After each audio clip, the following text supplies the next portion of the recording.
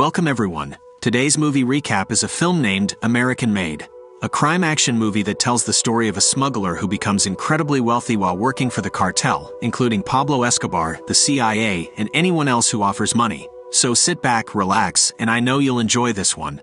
Based on a true story. The movie begins in 1978 where Barry Seal works as a pilot for Trans World Airlines. He is flying a plane while his co-pilot is asleep. He wants to be annoying, and as everyone is knocked out, he takes off the autopilot and starts thrashing the accelerator and shaking the yoke or steering wheel, making everyone wake up. He then apologizes for the turbulence and begins laughing at the passengers. When arriving at home, we see he is married to Lucy and has 2 children with her, with a third on the way. While at a lounge one night, Barry is found by a man saying his name is Monty Schaefer. He is familiar with Barry's work as a pilot, and so, Schaefer offers him a chance to make better money by taking on reconnaissance missions for the CIA in a smaller plane with cameras just south of the border. Schaefer convinces Barry that he would be working for the good guys, but it would have to be kept completely secret, even from his own family. He then lets Barry take the plane out for a ride. As he begins his new job, Barry starts making tapes documenting his travels and exploits. He flies over Guatemala and gets shot at as he flies past and takes photos. Honduras is next, and the same thing happens, but this time his photos taken are so superb the head of the CIA commends the pilot for his skills. El Salvador is the last one, but this time a turret shoots and hits his plane propeller, setting it on fire. He turns off the fire, but the propeller does not turn back on. He manages to fly with one propeller to get himself to safety. Schaefer is so impressed with the photos that Barry brings back to him, that the CIA have assigned Barry with a new task of being a bagman between the CIA and General Manuel Noriega in Panama. He drops off some drugs and in return they get intel on all the communists. He keeps doing drop-offs over and over until, on one of his missions, Barry is asked by 2 men to get into a car. He is taken to a mansion owned by the Medellin cartel. He is taken upstairs and meets Jorge, a founder of the cartel, which also includes Pablo Escobar. He already knows pretty much every detail about Barry's life. He wants to get their drugs into the United States and asks for Barry's assistance in exchange for riches. He takes him on a helicopter ride and shows off the whole forest as cocaine. He introduces Barry to Pablo Escobar and tells him about previous failed attempts. He wants Barry's help to take the coke inside the US, which he offers him $2,000 a kilo. Barry cannot believe it and agrees to help. He puts 300 kilos of coke on his plane and makes them push the plane to the edge of the runway.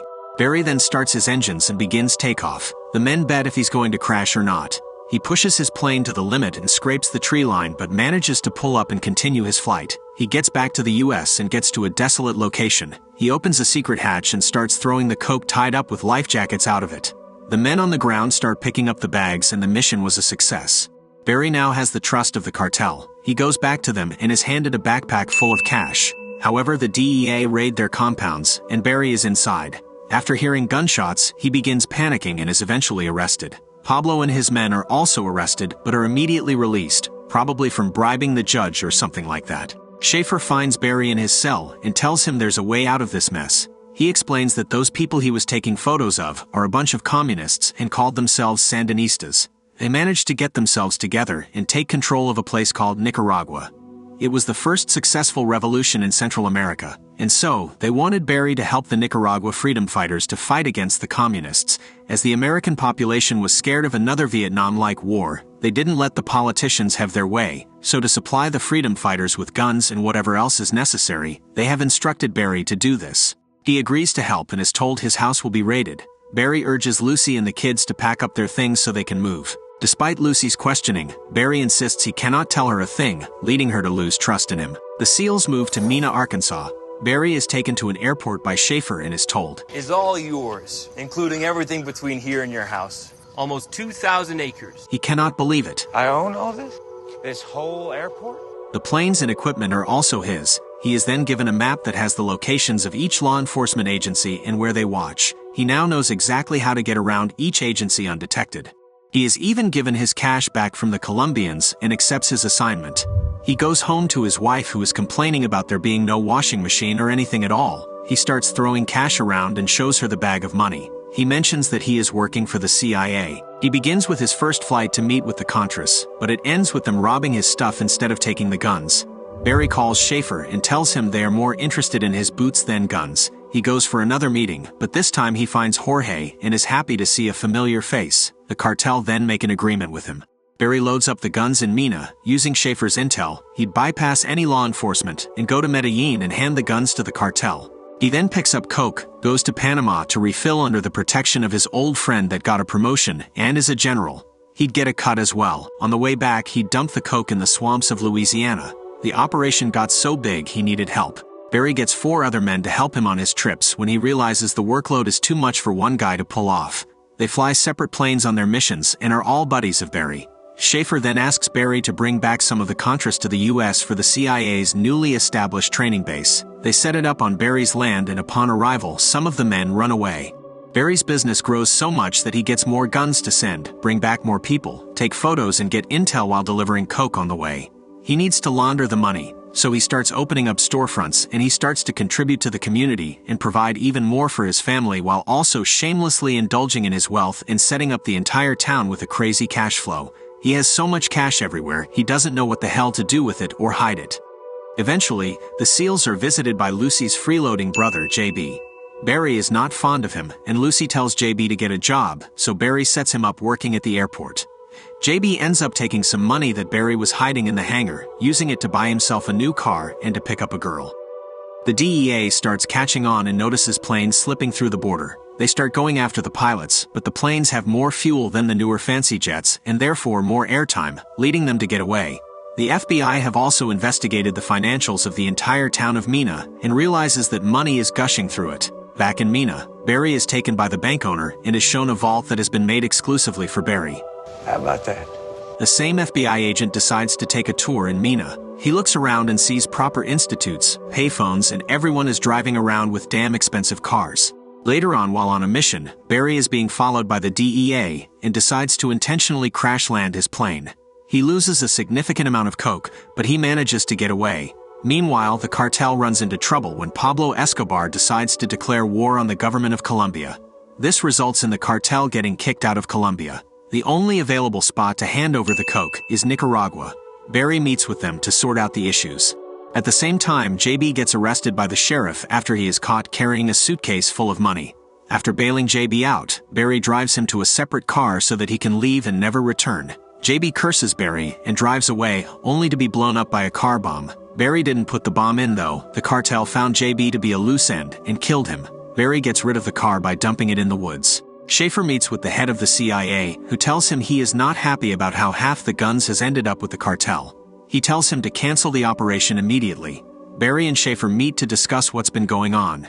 Schaefer says the Contras have left since they just weren't interested in fighting. The CIA then gives out burn bags to each member. The instructions are to put anything with the name Barry on it to get rid of it.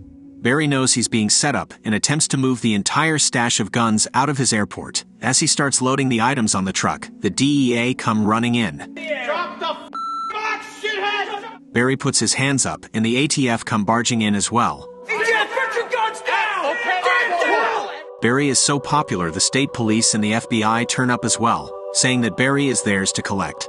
All 4 law enforcement agencies walk Barry into the office of the state attorney general. I'm Dana Sabota, State Attorney General. She is hell-bent on getting Barry locked up with the keys thrown away.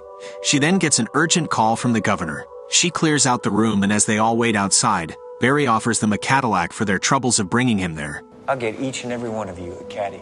They laugh at him, but when Dana Sabota comes out and tells the state trooper to release him, all the agencies complain, but they can't do a damn thing about it. Barry is then escorted by 2 men into a car. He doesn't know what the hell is going on, and as 2 more people jump in, they pull up to the White House gates. Barry cannot believe what he is seeing, but is sat down inside the White House. He is escorted into a meeting where the head of the DEA wants to end the Medellin cartel, while the colonel wants to prove that the communists in Central America are involved in the drug trade. They then have a private sit-down with Barry, where they tell him to keep dealing with the cartel for the sake of his country. He agrees and begins working for the White House. He has been given the task under Ronald Reagan's administration to gather dirt on the Sandinistas, all of whom are believed to be drug traffickers. They set up cameras in a plane for Barry to get photos as proof, but his co-pilot tells him that if the cartel finds the cameras, they're dead. Barry then starts making his way to the cartel. Once he lands, both him and his co-pilot are scared to death from an army awaiting them on the airstrip. When they lower the gates, they are forced to their knees from the guns being pointed at them. Barry tells them that Pablo Escobar is his friend, but they don't listen. They search the plane while Jorge comes to the scene. Barry relaxes to a familiar face, but Jorge orders the man to kill Barry.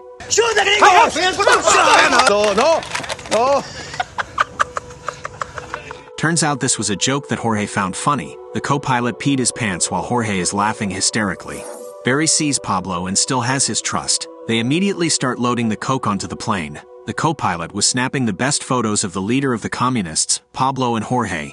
Barry is seen smiling as he is getting away with all of it. The White House later releases the photos as propaganda, and Barry is seen in the photos. He is told that they were not supposed to be released to the public until after the cartel members were caught. The DEA then immediately go through Barry's house and take all the cash and gold that they can find. Lucy takes the kids back to their old home in Louisiana while Barry is stuck in court. Sibota was not giving up on getting Barry prosecuted. Though the judge convicts Barry to only 1,000 hours of community service, Sibota is not happy with that outcome but is silenced. This Mickey Mouse tap dancing bullshit. Sabota, I Sorry. will hold you in contempt. Barry moves from hotel to hotel each night, knowing that he is being looked for. On one such night, he is approached in his car by hitmen sent by Pablo Escobar, and he is subsequently murdered. The final scenes of the movie show that Schaefer got promoted after suggesting they get the Iranians to arm the Contras. The last scene is reporters asking the politicians if they were involved in the conspiracy between the Contras and the US, as they smirk to the question. Thank you for watching until the end. Make sure to hit the like button or the dislike button twice if you didn't enjoy it. See you on the next one.